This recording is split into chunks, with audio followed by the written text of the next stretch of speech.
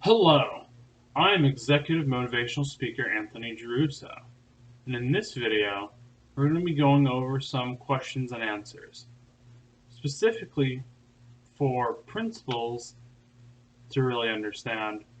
But if you're a part of the school community, a parent, a student, you may be interested in watching this video as well.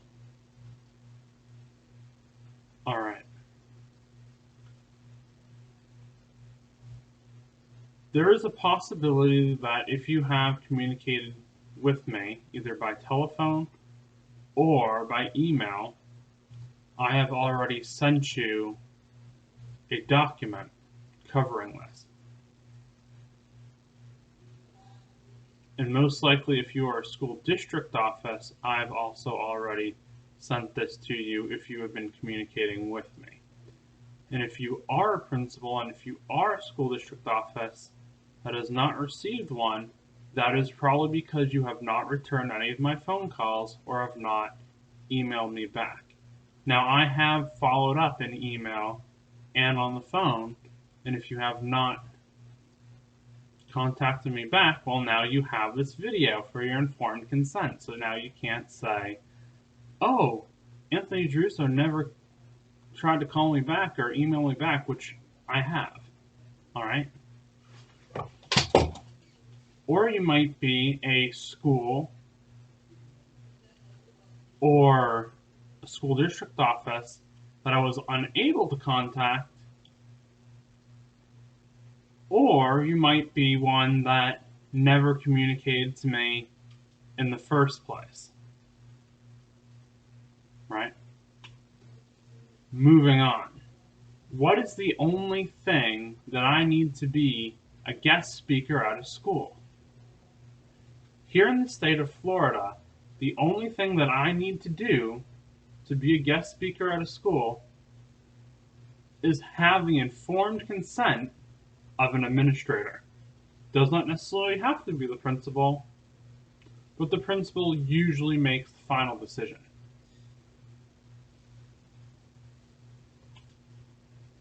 How do I get informed consent? Well, there's a procedure. First, I'll send the terms of agreement to the administrator.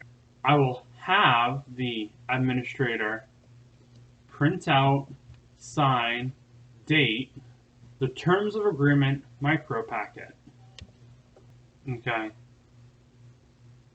And how this works is I will send my terms of agreement to you through email. That's very easy, very clear. The day after the terms of agreement is signed, usually around noon, I will show up at your school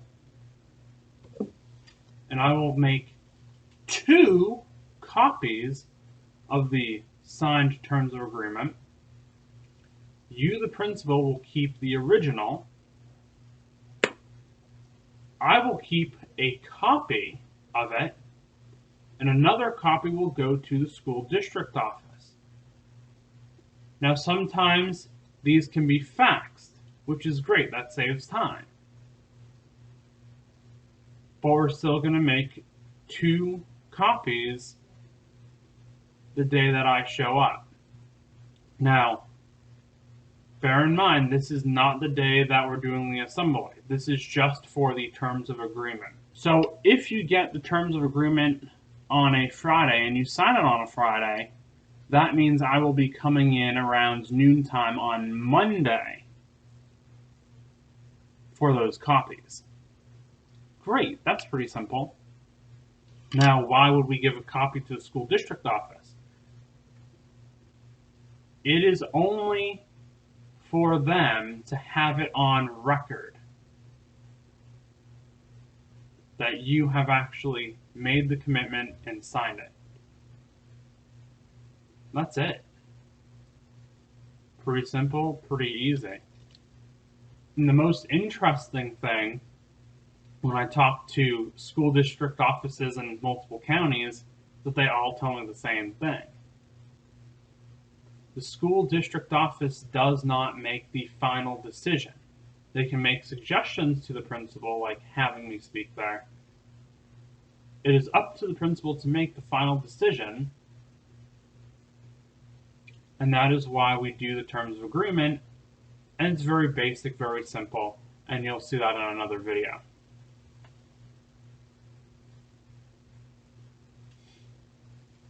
Also, something to note is that multiple school district offices in multiple counties have told me that they will make flyers that get sent to the school or the specific students of the school, meaning like one grade level or the whole school, and that the school district office will do that, which is pretty cool.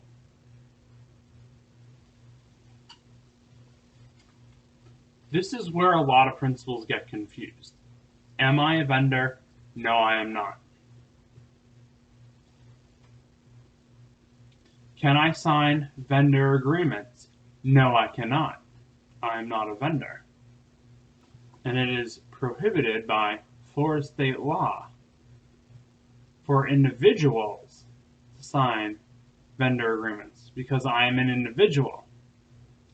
You will see in one of my other videos where I break down the differences between an individual like myself, a nonprofit organization, a paid organization, an agency, and a vendor, right? You want to know those differences. Am I charging the school budget? The answer is no. And this is also very important for you to go see that video where I break down the difference between individuals, vendors, and the other groups, so you really understand what I can, cannot do, and why I do what I do. And believe me, it benefits you, the school. Now, I'm just going to make this quick statement, and then you can go watch my other videos. Being an individual, I can put money into a school budget, meaning that I would have charitable expenses that help reduce the costs in a school budget. Isn't that interesting? And I do that through donation. But I'm just going to leave that at that. Go watch my other videos. You're going to want to see more information on that. Can I make money? Yes, I can. I do it through the ticket slips that I have. Now I'm going to explain the ticket slips in another video. Okay, so you're going to want to watch my ticket slips video. Okay, and the ticket slips, they can be distributed either through the school or by the school district office, but it's usually through the school. And if it's through the school district office, that's absolutely fine. And of course, I'm the one who designs the tickets. Now you may ask yourself, why should I choose executive motivational speaker Anthony Giarrusso to speak at my school? I ask you to render a service that benefits students.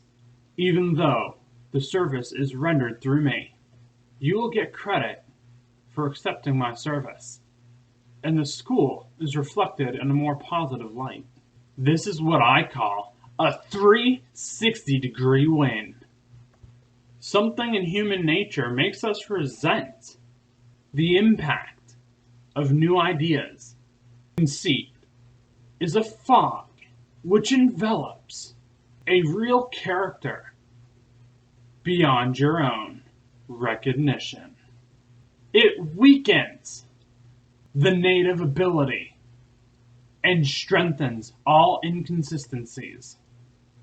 And now you realize executive motivational speaker Anthony Giarrusso is doing something really special here. something that motivational speakers aspire to. And now you want to know, will the price be more expensive if I invite executive motivational speaker Anthony Giarrusso next year? Now, remember,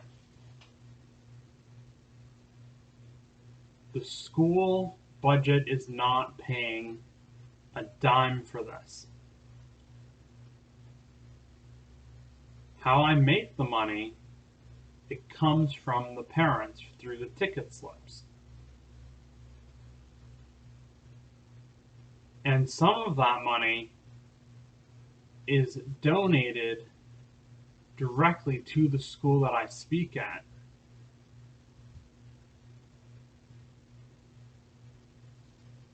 Rather than giving a donation to a charity, which may distribute small portions of money to every single school. I'm helping the exact school that I speak at.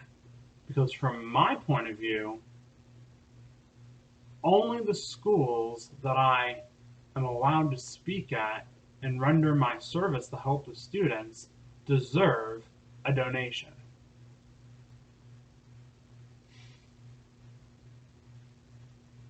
So, possibly, I'm following a tier system that increases in value as I hit my goals of student numbers. I do plan on hitting these numbers to show my success and build credibility in myself. So when I charge more money and I hit my student numbers, I'm building credibility in myself, and you're seeing that through the raised price. Now, it could be years before I raise the price. It could be in the middle of the first school year. It really all depends on how many students that I'm able to talk to. Now, here's something that's really interesting. I don't need to necessarily speak to 1,000 different students to reach Tier 2.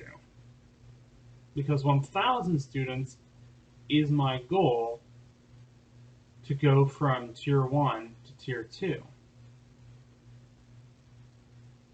But just like a theme park, where they could have repeat customers coming in,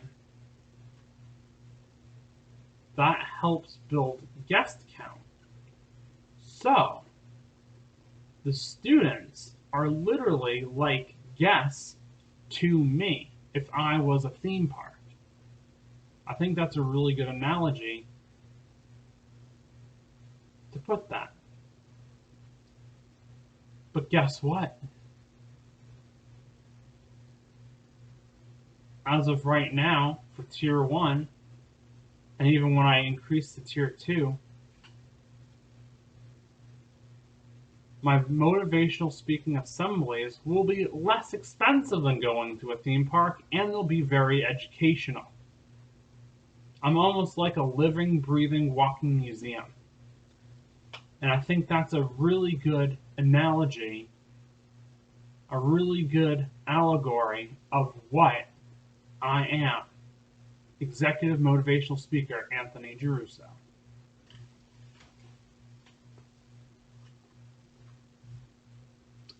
Thank you for watching.